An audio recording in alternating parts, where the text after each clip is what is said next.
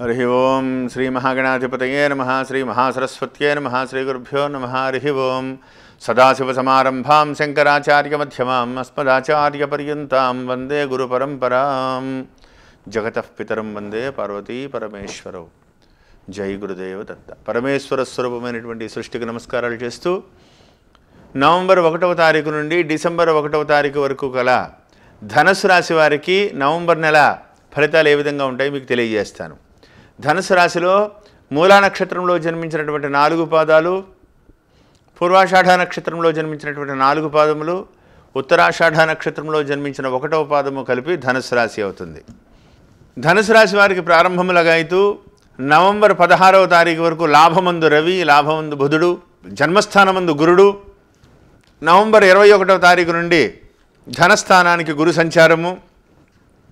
చతుర్థ కేంద్రమందు ఈ నెలంతా కూడా చతుర్థ కేంద్రమందు 4వ స్థానంలో కుజ సంచారము, 6వ స్థానమందు సంపూర్ణమైనటువంటి యోగాన్ని ఇస్తూ రాహు సంచారము, 12వ స్థానంలో కేతువు. 17వ తారీఖు నుండి 16వ తారీఖు తర్వాత నుండి రవి కూడా వ్యయ స్థానంలోకి సంచారం. ఏది ఏమైనప్పటికీ కూడా ధనస్సు రాశి వారికి ఈ నెల 21వ తారీఖు నుండి ధనమందు గురుడు, షష్ఠస్థానమందు రవి, రాహువు అద్వితీయమైనటువంటి యోగాన్ని మీకు ప్రారంభమైంది. ధనుసు రాశి వారికి యోగవంతమైనటువంటి కాలము ప్రారంభమైంది. గురుడు ధన సంచారం ఈ నెలాఖరు నుంచి, రాహువు యోగిస్తున్నారు. ఒక చతుర్థ కేంద్రమందు ఉన్నటువంటి కుజ భగవానుడు సామాన్యమైనటువంటి ఫలితాలను ఇస్తున్నారు. వృత్తి వ్యాపార వ్యవహార మాతృస్థానాల్లో, విద్యాస్థానాల్లో ఆయన సామాన్యమైనటువంటి ఫలితాలను ఇస్తున్నారు. అంతే తప్ప మీకు మంచి రోజులు ప్రారంభమయ్యాయి. భయపడవలసినటువంటి పని లేదు. భయంకరమైనటువంటి ఏలినాటి శని యొక్క ప్రభావం ఇంచుమించు 80% పూర్తి అయిపోయింది. అదేవిధంగా గురుడు వక్రగతిని వదిలిపెట్టి ధనస్థానానికి సంచారం ఈ నెలాఖరు 21వ తారీఖు నుండి. ఇవన్నీ కూడా మిమ్మల్ని అభివృద్ధి పదంలో ఒక మంచి స్థానానికి తీసుకువెళ్ళడానికి ఖచ్చితంగా మీకు ఉపయోగపడతాయి. గతించినటువంటి సమయంతో పోలిస్తే ఎంత భయంకరమైనటువంటి స్థితిని అనుభవించి ఉన్నారో 2014 నుంచి మీకు తెలుసు.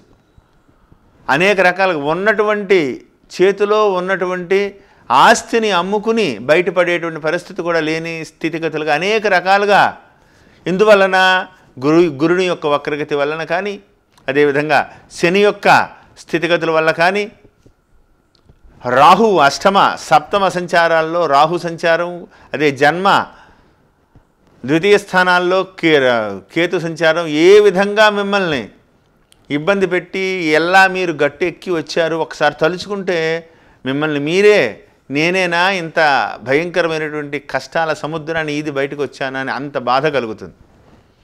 వ్యక్తిగత జాతకంలో ఉన్నటువంటి యోగాలను బట్టి వేరే విధంగా ఉండి ఉండొచ్చు చాలామందికి, కానీ గోచార ప్రభావం మాత్రం చాలా భయంకరమైనటువంటి కష్టాలని కలగజేసిందని చెప్పడంలో ఏమాత్రం సందేహం లేదు. ఎంత కష్టాలను అయితే కలగజేసిందో అదే విధమైనటువంటి యోగాలు కూడా మీకు తొందరలో ఉన్నాయి, ప్రారంభమయ్యాయి కూడా చాలామందికి. కొంతమంది వ్యక్తిగత జాతకంలో ఉన్నటువంటి యోగాలు దశలు అంతర్దశలు బట్టి వెనక్కి ముందుకు జరుగుతుంది. అంతే తప్ప గురు భగవానుడు ధనస్థానంలో యోగాన్ని ఇచ్చి తీరతారు, సందేహం లేదు. మీకు ఇది సామాన్యంగా అనుకునేటువంటి మాట కాదు.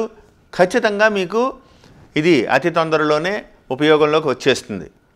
ప్రతినిత్యము కూడా ఒకటి గురుడు ధనస్థానంలోకి వెళ్ళి నీచపడుతున్నారు, బలం లేదు, కానీ శనైశ్వరుడితో కలుస్తున్నారు. కాబట్టి అయితే మీరేం చేయాలి? ఎదుటి వ్యక్తుల మీద ఆధారపడడం తగ్గించుకోవాలి. మీ కార్యక్రమాన్ని, మీ యొక్క పనిని మీకై మీరు వెళ్ళి ఏదైనా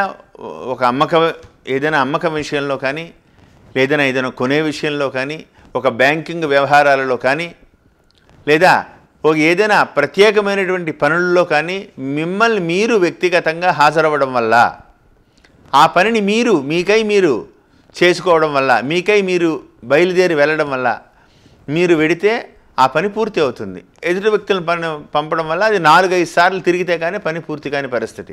కాబట్టి మీ కార్యక్రమాన్ని మీరు సమర్థించుకునేటువంటి మీకై మీరు చక్కబెట్టుకునేటువంటి ప్రయత్నం చేయండి. ఖచ్చితంగా మీరు విజయం సాధిస్తారు. ఎందుకంటే వ్యవహార స్థానం మీకు అనుకూలంగా ఉంది.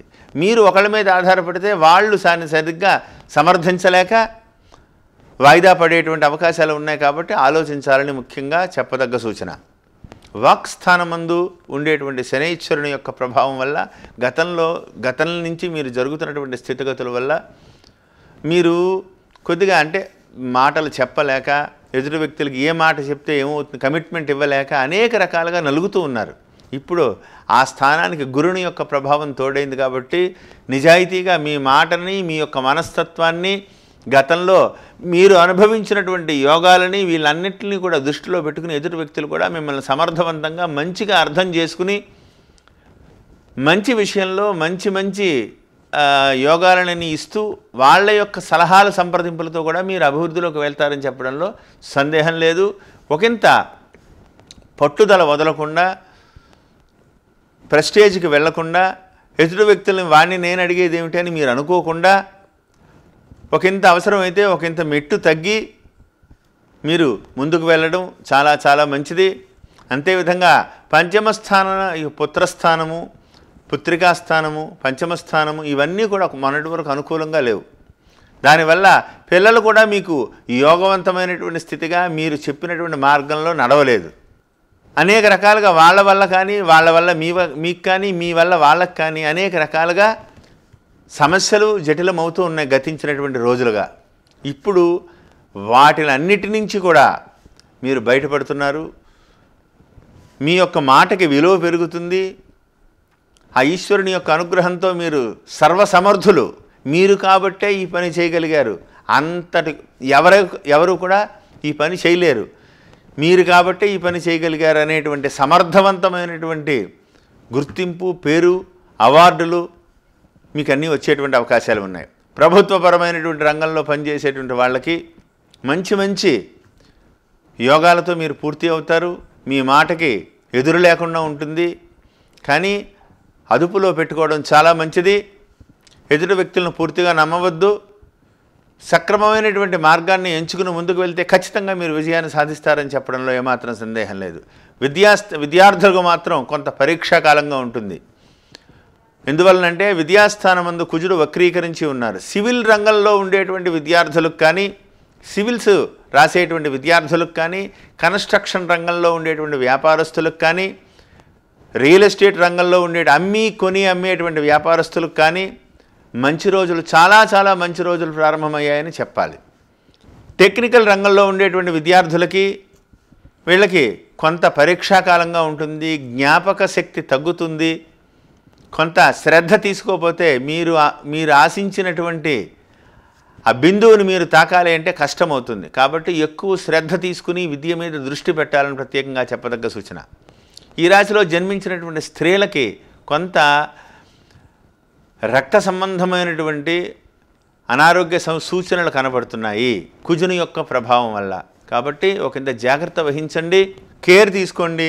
ఆరోగ్య విషయంలో మాత్రం ఒకంత బాధ్యతగా ఉండండి. నాకేం కాదులే అనేటువంటి అపనమ్మకంతో మాత్రం మీరు ఉండద్దు. చాలా జాగ్రత్తగా ఉండాలి.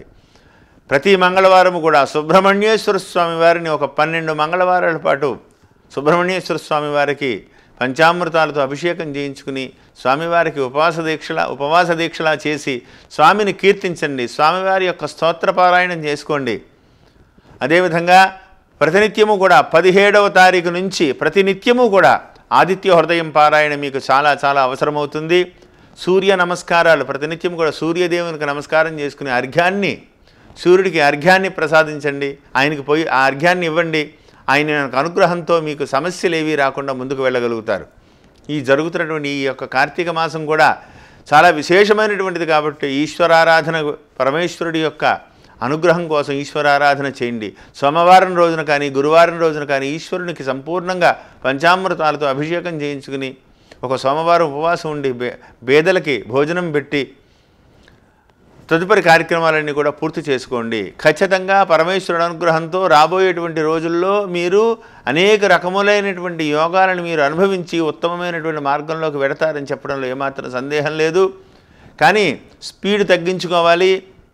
ఒకంత జాగ్రత్తతో ఆలోచించుకుంటూ ముందుకు వెళ్ళాలి. ఇతరుల మీద ఆధారపడడం తగ్గించుకోవాలి. వ్యక్తిగతంగా పనులన్నీ పూర్తి చేసుకునేటువంటి ప్రయత్నం చేసుకుంటూ నేను చెప్పినటువంటి పరిహారాలన్నీ కూడా మీరు చేసుకుంటూ ఉత్తమమైనటువంటి మార్గంలో మీరు నడుస్తారని కోరుకుంటూ జై గురుదేవ దత్త.